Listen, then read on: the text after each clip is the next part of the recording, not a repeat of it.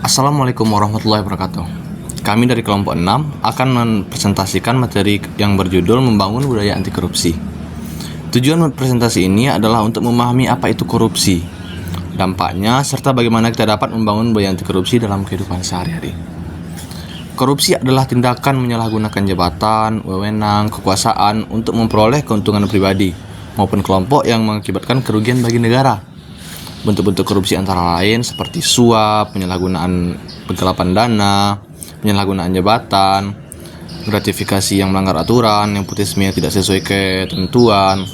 Korupsi tidak selalu berupa uang dalam jumlah besar, berbohong dalam laporan keuangan organisasi, atau menggunakan fasilitas umum untuk kepentingan pribadi juga merupakan bentuk penyalahgunaan yang bertentangan dengan nilai anti korupsi. Nah guys, selanjutnya itu ada dampak korupsi. Korupsi memberikan dampak yang sangat besar, diantaranya seperti menyebabkan kerugian keuangan negara, menghambat pembangunan infrastruktur, menurunkan kualitas pelayanan dan pendidikan serta kesehatan yang ada di masyarakat, meningkatkan kemiskinan dan kesenjangan sosial, mengurangi kepercayaan masyarakat terhadap pemerintah. Poin-poin di atas tersebut merupakan masalah yang harus dicegah bersama. Dan selanjutnya ada budaya anti korupsi. Budaya anti korupsi adalah kebiasaan dan nilai yang mendorong seseorang untuk selalu bersikap jujur, bertanggung jawab, disiplin, dan tidak melakukan tindakan korupsi.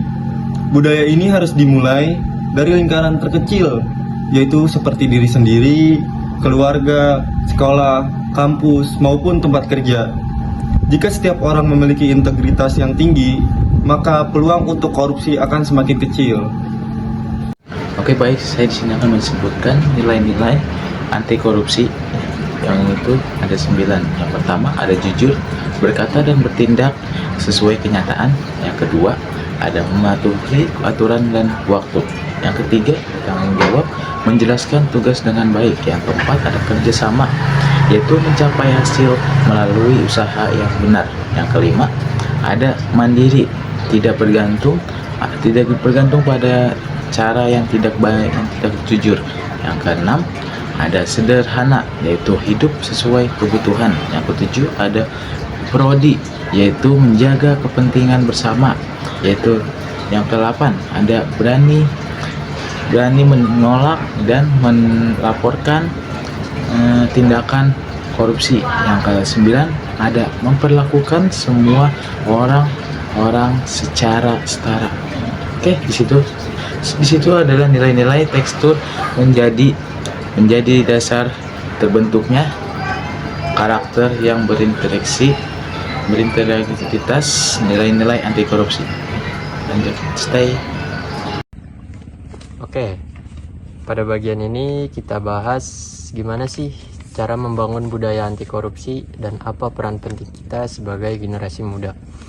Oke, ngebangun budaya anti korupsi ini bisa dimulai dari langkah yang sangat dasar, seperti lewat pendidikan karakter sejak dini dan juga selalu berusaha jadi teladan dalam kejujuran. Secara tindakan nyata, kita itu harus tegas. Jangan pernah menerima atau memberi suap, transparan soal keuangan, dan juga selalu bertanggung jawab pada setiap kegiatan. Kalau ada indikasi korupsi, kita juga harus berani melapor. Yang harus kalian ingat, pencegahan korupsi ini bukan cuma tugas pemerintah, tapi kita juga sebagai generasi muda. Lalu, apa sih peran mahasiswa dan para generasi muda? Nah, khususnya kita nih sebagai mahasiswa, kita punya peran yang sangat besar sebagai agent of change. Langkah kecilnya bisa dimulai dari lingkungan sekitar kita seperti di kampus. Contoh paling simpel yaitu jangan mencontek saat ujian, jangan melakukan plagiarisme, dan juga kita bisa memanfaatkan media sosial untuk mengedukasi hal-hal positif seperti ini, sekaligus jadi contoh yang jujur dan juga bertanggung jawab. Ayo mulai dari diri sendiri untuk Indonesia yang lebih bersih. Nah, budaya anti korupsi juga bisa dilakukan dan diterapkan dalam kehidupan sehari-hari. Contoh yang paling sederhana adalah yaitu mengembalikan uang kembalian yang berlebih.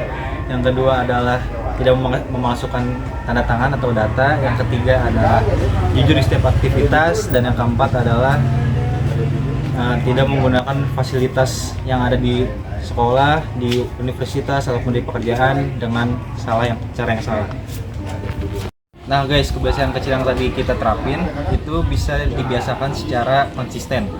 Nah, dampaknya adalah menjadi karakter yang berintegritas dalam masyarakat. Oke? Nah guys, setelah kalian melihat video-video dari kita penjelasan tentang budaya anti korupsi itu, nah di sini kita udah sampai di tahap kesimpulan, yaitu kesimpulan korupsi merupakan tindakan yang merugikan negara dan masyarakat.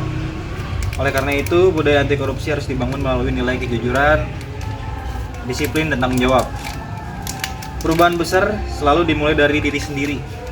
Dengan membiasakan perilaku yang jujur dan bertanggung jawab, kita ikut berkontribusi dalam menciptakan Indonesia yang bersih dan anti korupsi. Oke, penutup dari kami, sekian dari kelompok 6. Terima kasih. Wassalamualaikum warahmatullahi wabarakatuh.